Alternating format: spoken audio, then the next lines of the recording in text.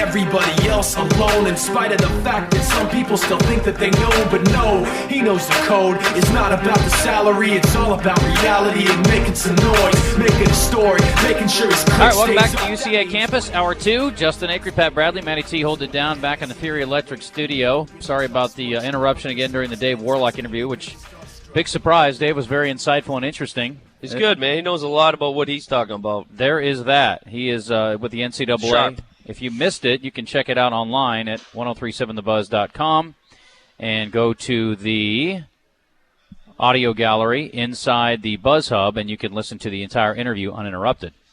So apologies for that. We do have some breaking news before we go to Jim Harris, and this will make those of you who were upset about Bobby Portis not being named a little higher than third-team All-American pretty happy, I would think, because he has, in fact, been named the Player of the Year in the SEC. The awards just announced from the SEC, and Bobby Portis named to the first-team All-SEC along with 23 other players. Hey, way to go, Bobby! Bobby, Willie Cauley-Stein, Carl Anthony Towns, Jarrell Martin, LSU, Jordan Mickey, LSU, Stephon Moody, Ole Miss, Josh Richardson, Tennessee, Daniel House, A&M, Damian Jones, Vanderbilt, and I'll stop right there before you throw up. Wait, there's more? 1, 2, 3, 4, 5, 6, 7, 8, 9 guys first team. Your second team includes Michael Qualls of Arkansas, Randolph from Alabama, Harrell, the leading scorer in the SEC from Auburn, Dorian Finney-Smith from Florida, another hyphenated star, Marcus Thornton from Georgia, Booker from Kentucky, Harrison, Aaron from Kentucky, Sword from Mississippi State, and Jalen Jones from Texas A&M. The all-freshman team includes Anton Beard.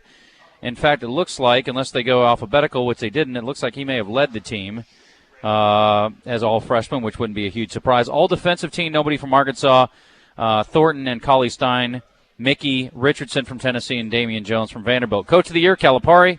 Player of the Year, Bobby Portis. Scholar-athlete, no one cares. Whoa, wait, what? They don't. Well, if it was an Arkansas kid, we would. Come on, man. Willie Cauley-Stein named Defensive Player of the Year, Devin Booker, Sixth Man of the Year. Carl Anthony Towns, Freshman of the Year, and Levi Randolph was the Scholar-athlete of the Year, in case you are interested, but I'm just kidding. Anyway, there you go. So that salves any wounds that people had seeing Willie Cauley-Stein voted first-team All-American and Bobby Portis third, because frankly, the fact that he's... Well, you have one that's more of a national deal, and the SEC is voted on by guys who watch it on a game-in, game-out basis. All those media guys who just are on their little hamster wheel and saying, we got to get somebody from Kentucky in here. We got to get somebody from Kentucky. No, you don't. Well, it's Kentucky. It's nationally, and I guarantee you there's guys on the East Coast and the left coast that really haven't seen a lot of Bobby Portis play still. Yeah. All right, well, Jim Harris is here. Jim, how are you? I'm doing great. How are you all today? Good, buddy. All's well, buddy. We're pretty excited. How are you, pal? I'm fired up. Are you? I can tell, actually. There's a little something different in that voice today. That's great for Bobby Portis. He is the Player of the Year. He should be. He was amply rewarded. Yes, I didn't have a whole lot of question. When you look at the numbers, I mean, Willie Cauley-Stein's numbers just do not support a first-team All-America type of performance or recognition, I guess.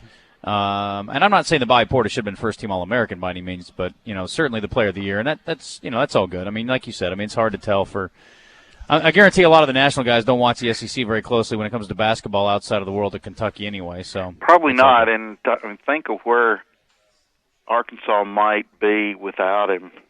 He's certainly been such a key for Arkansas to be second team in the league. Well, you look at what he's done over 2 years, where they would be without him. He came in last year and really, as a McDonald's All-American, you expect a lot out of him, and I think he just started every day. People noticed he was getting better and better, and it showed throughout the summertime and this year what he was doing. Is this the first time since Corliss, I guess? Yeah, Corliss was back-to-back SEC Player of the Year. I wonder how close Joe got in the voting. He had some injuries, Jim. I don't know how close he did. I don't know if you know that off the top of your head, but he played you would know. Almost half seasons, for various reasons. His first year, he didn't even come in till almost Christmas time. So I'm sure Kentucky had somebody. I think that's probably true. That's probably the case. So, how much do you weight the LSU loss in your thoughts on Arkansas going into the SEC tournament here? Well, I think the loss only probably kept Arkansas from, being a 4 seed in the NCAA tournament. Maybe if they had a good SEC run. I think they're going to be a 5 or a 6, depending on this weekend. If they lose Friday, they could probably drop to a 6 seed. I think that's about as low as they go. Yeah, Dave or is Warlock. that high? It depends on which direction you're looking. We'll I heard Dave high. the other day. Yeah. Too. Yeah. He said you were listening to Bo, you dirty dog. Yeah. Anyway, well, he said. I can. You know? No, I'm kidding. Listen, he said 4 to 5. He thinks for Arkansas, but again, he doesn't have a vote. That's his right. opinion. And I mean, you're expecting Arkansas as the favorite to win Friday against whoever they play. Now, right? They're certainly going to get a test whoever they play. Tennessee gives them problems with their speed and their zone, and Vanderbilt can really shoot the ball and is playing well. This is true. There's no question about that. I mean, and again, if you can get by that game and then maybe take on a Georgia or an Ole Miss, you can help yourself a little bit more. The most important thing that I'm looking forward to and that we should be focused on in this is the neutral court opportunity, because that's really when it comes down to it, how you perform on a neutral court. And also, how many neutral court games do they have this year? None. They were none. And you go back to their last one, because the NITs are played at the home court of one of the teams. So you go back to the last SEC tournament. You realize there is a tournament-style neutral court deal that goes into this. Arkansas is the only team in the SEC that has not played a single neutral court game. The only team in the league. This will be the first one all year. This will be a first-year one all year. That's bizarre, isn't it? Yeah. Yeah, they played in Hawaii last year. Probably they'll get something next year, I hope, as far as a neutral court game. I don't know. They may consider the game here at Verizon Arena as a neutral court. Not on this sheet, they don't. You know what matchups I really like? That's a home game.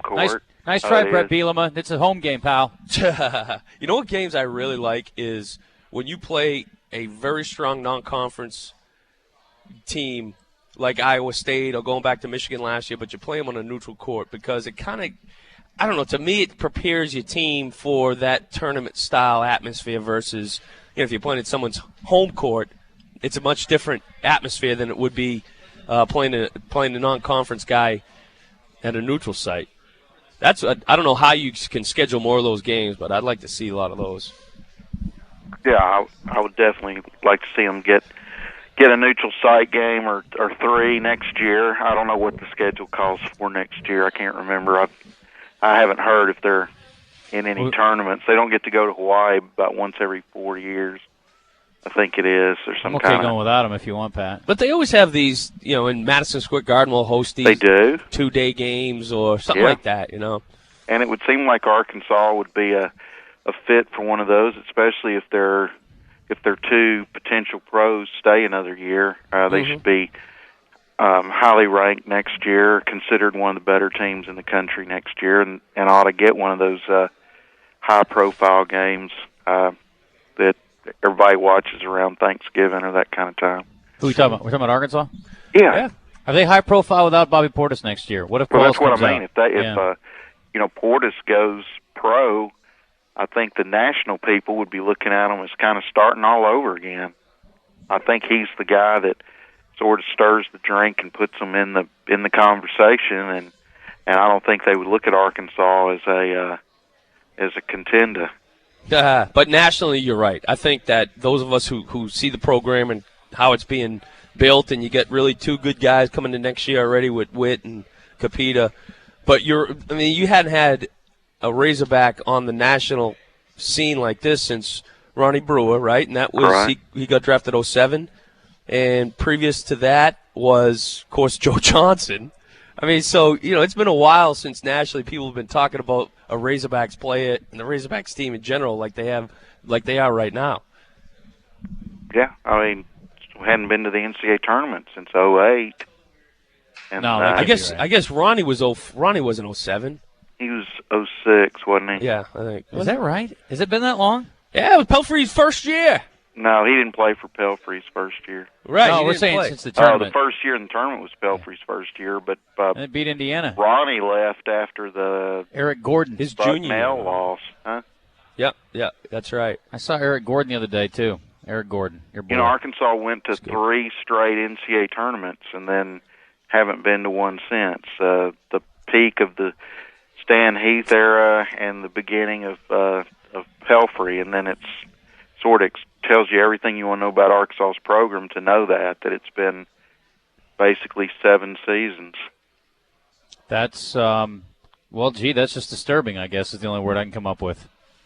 Well, that's all. That's Reality. A third of a generation.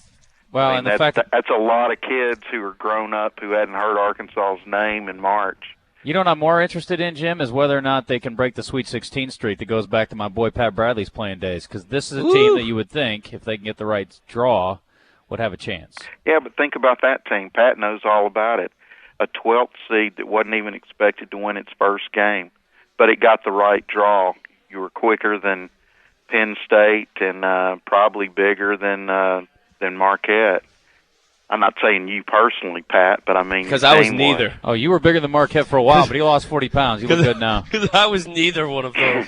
But, I mean, the matchups for Arkansas with Kareem Reed as the point guard were really good. I mean, that was a good team, even though it was mostly a freshman team. Heck, you guys were like Kentucky, Pat. 4 freshman starters. Yeah, we did for the majority of the year. And, you look back on that, and there was talent on that team. It was young talent. And you still love young talent. Well, but we were a team at that time that was sort of up and down. And we had Jesse Pate at the beginning of the year, Sunday Adebayo at the beginning of the year. And, of course, still had Darnell Robinson, Lee Wilson. There was a lot of talent. Marlon Towns on that team. Derek Hood, obviously, was a McDonald's All-American. Kareem Reed was a McDonald's All-American. So, the matchups certainly were good, but I like to look at it this way, Jim. It didn't matter what it said on the front of those jerseys. I think that we were a legitimate top 20 team, and when you matched up against any of those teams in the country, you're going to beat them. So whether it was Marquette, Penn State, or insert anybody else who was another 4 or 5 seed in the country and up, I think we could have competed against any one of them, really. Right, because basically you're eliminated by the second-best team in the country. Right, yeah. I mean, they didn't finish second, but they were the second-best team, UMass, with Calipari. And Kentucky won it all, and they'd beaten y'all in the SEC tournament. So basically your last 2 losses are to the 2 best teams in the country. And that happened again in 98. I don't want to bring up old stuff. Utah and Kentucky, last 2 losses that year. Yeah, that draw wasn't that. You guys got the kind of draw that year that everybody's kind of talking about now. Is it? I mean, they're worrying about it, and I'll tell you why they're worrying about it. They weren't paying attention when Arkansas was involved, but this thinking that Wisconsin might have to play, Kentucky early or that kind of thing, or not put them in different brackets or all this. There's a lot of talk about trying to make this bracket fair, as if the previous 30 haven't been in the 64-team field. Right.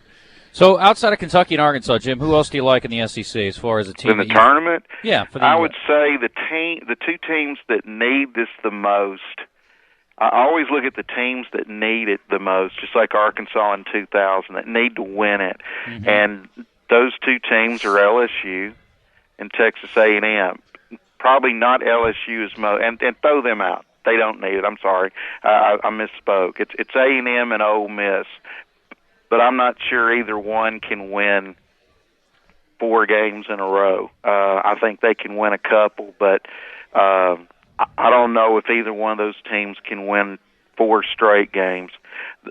So then I look at the teams that have the byes and all the way to Friday and only have to win 3 games. And obviously Kentucky is a 1-4 favorite. You wouldn't go to Oaklawn and bet that. You're not going to win any money. But the team that's getting a lot of talk is Georgia, and that's going to be a tough out for Arkansas on Saturday if Arkansas wins on Friday. And that's also assuming Georgia beats Ole Miss. I think Ole Miss and Georgia would meet each other. There's always somebody that falls out. You seldom see it go chalk and go 1, 2, 3, 4 into Saturday. Somebody's just not focused enough for it. But Georgia's got Marcus Thornton healthy and playing well, and for 35 minutes they were as good as Kentucky, and of course they weren't for the last 5. But they're going to be a tough out for anybody, and I like the way LSU played against Arkansas. You know, they played a 40-minute game for the most part. They came and they brought it from the tip, and Arkansas didn't. And when this team is weird, and it's what it worries me about Arkansas. And I know, Pat, we've talked about this before, but I'll tell you what. Thursday night, and I started to call in to you and Jones, but you have to really play badly to be outscored by 31 points over a 17-minute period.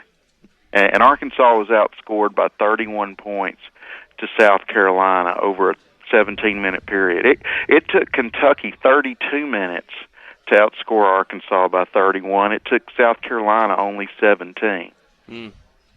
It concerns me that this team has funks that are deep and lengthy. I mean, that they're not like a couple of possessions. They're more like minutes. And I thought Arkansas started the LSU game in a funk and was down 27-15. I know Mike after the game said they never feel like they're out of it. But I'll tell you what, I was feeling just like the Ole Miss game at Fayetteville when they got out to a 29-13 lead. This was 27-15, and Arkansas had several possessions in a row where it was about 15-13 and had done nothing with the ball but turn it over or take bad shots. And I just kind of felt like, man, this is going to be one of those days that if Arkansas wins this game, it's going to be having to gut it out. Well, certainly and they weren't able to. Yeah, when you're thinking about now, it's a one-and-done deal. Now we're in tournament style. So you can't have that. You're right. You know, if you've got to be able to right the ship within timeout. Okay, let's right this ship now, guys. Let's stop the bleeding. You can't. It's not going to have another opportunity. Like, hey, we can't get them next week. So that's probably something that needs to be addressed. The key question about this team, Pat, is how much has this team really played that lockdown defense? There was that stretch where they won those two games by 20 points at home, and things looked like they had turned it around with the defense. And then I felt like they've gone backward as far as like after the Kentucky game, or even in the Kentucky game. It's like what they threw at Kentucky didn't work, and they sort of took a couple of steps back in the defensive end. The shooting and the offense is going to come and go. There will be peaks and valleys, but the defense at this time of the season has got to be every possession. I just don't think they can have any minutes of you know what, too, though, Jim? When you look at it, everybody always is waiting to see if Anthony Bell is going to come out and make his first shot or second shot, or if he's going to be shooting the ball. But when he's not playing, when he's not shooting the ball well, he's not playing, right? And when he's not playing, he's playing for 3 minutes typically. He's playing for 3 minutes. And then when he's not playing, who's taking his minutes? It's Manny Watkins, who is a much, much better defensive player, shares the ball a lot better. But doesn't score. But doesn't score. So I guess my point is, if you really look at some of the numbers, when we were playing our best basketball, Manny Watkins was playing his butt off. He was playing his tail off defensively, moving the ball. Offensive was just working well. So I don't know if there's something to that. You kind of exchange a shooter who can put up numbers for, well, you're not going to have that defensive presence out there. Maybe it's, maybe Coach Anderson might not trade that off next time. Well, and it seems to me the thing that's risen up more evident than, because these last 5 games, these last 4 games, we said this 2 weeks before those games were to come, that those were going to be the 4 toughest teams they'd play, and they ended the season with them. I think it was, they had to go on the road at South Carolina where they got that, they've beaten Iowa State. They've had that kind of record. They had A&M, Kentucky, and LSU. All 4 of those teams were going to be better than anybody they'd played in a row. And it seemed like in that stretch of games, after that incredible first half against A&M where we saw hog ball, maybe that's really the stuff I saw in that first half I hadn't seen in ages from any Razorback team. But then it sort of flickered away. Arkansas didn't even do that when they built that 20-point lead at South Carolina. It was not, it wasn't the same kind of stuff we saw from Beard. I think Beard may have hit the freshman wall, but the other thing that surfaced is that Arkansas really, against great talent, there's about 7 players and not 10. The second 5 is not complete at all. There's 2 or 3 guys in that group though that aren't going to bring what they do against the average teams.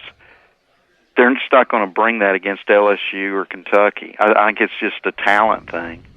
Yeah. There's that. There's always the trump card, my man. Talent. It's true. It's true. We were just talking about baseball yesterday and how they sort of change their schedules on the fly. Just got a heads up that the baseball game today against Gonzaga is going to be at 6 and not 6:30, and that's a game that I think, and we're finalizing this, you will hear on 106.7 tomorrow for sure with a 2:30 start. You'll hear it over there. We're not going to. You know why they're moving to 6? I don't. It's just, because it it's baseball. weird. What's 30 I don't minutes know, early. man. I have no idea. They got reservations at Ruth Chris after the game or something? I don't know. It's so annoying. Yeah. They do that all the time. I mean, it's not just them. It's a lot of baseball programs. They just sort of willy-nilly change their schedules. But anyway, there's that. We don't have time to get into it. But, Jim, give me a team outside of the SEC that you like a lot in the NCAA tournament right now. Oh, in the tournament? Yeah. You mean what's a team that you were like, wow, that team's really good, that you've seen that's outside the SEC? I love Virginia, but I think their injuries to the wing player. He had an appendectomy after hurting his knee, so I don't know what his status is. But I like Virginia a lot. I like the way they play defense and get the most out of their possessions. Points per possession's pretty big with them. I don't think Duke's got enough players to go all the way. I'm not sure there's anybody but Wisconsin maybe on a neutral court on a good day that's going to contend with Kentucky. I think it's their tournament, obviously, to lose. I hope I'm not overly impressed with them, but all of a sudden I've changed my tune about them. I think they are as good as they were in 2012, just a different kind of team.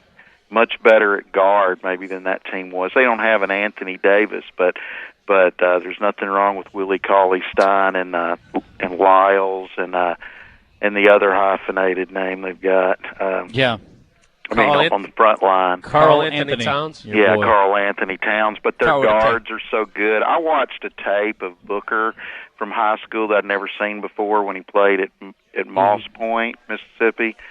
Oh, man, it would have been incredible watching him play. It's probably like watching Malik Monk. Hey, don't forget, 11 o'clock Saturday morning, Hot Springs. Yeah, how do we feel about that 11 a.m. tip for the most packed silly. game in history? It'll make it less packed just because it's at 11. But the fact that you can hear all the championship games on the buzz, I'm pretty excited about it. I'm going to get to call that game. As we have a couple of excited. Yeah. Jim, you going to be down there? I think I want to make it there. I don't want to necessarily try to get there at 9 to get in for an 11 game. But I saw him play last year in Conway.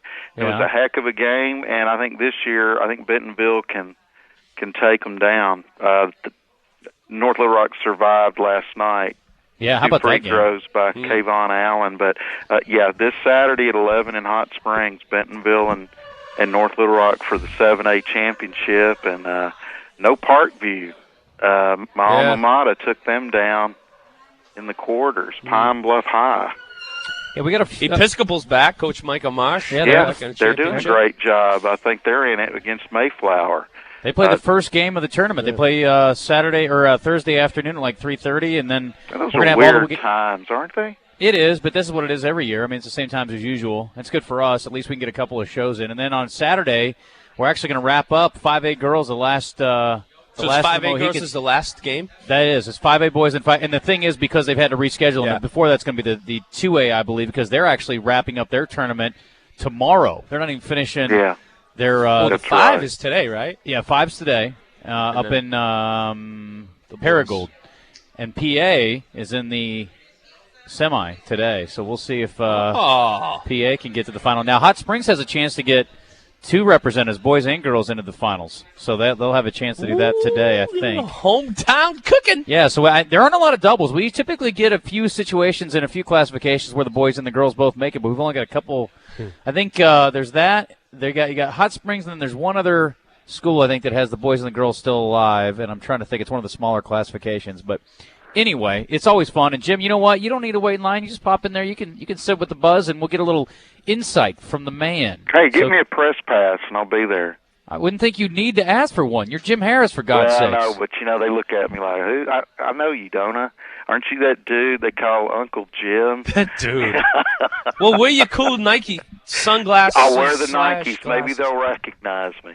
Buddy, we'll get you. You're on Okay. TV, for goodness sake. We'll get you. All good. All right, Jim. I appreciate it. Jim. Hey, thanks, guys. Thank you. See ya. Appreciate Bye-bye. it. All right. Jim Harris going to the break. We are going to talk to Wayne real quick and take a timeout. We are on the UCA.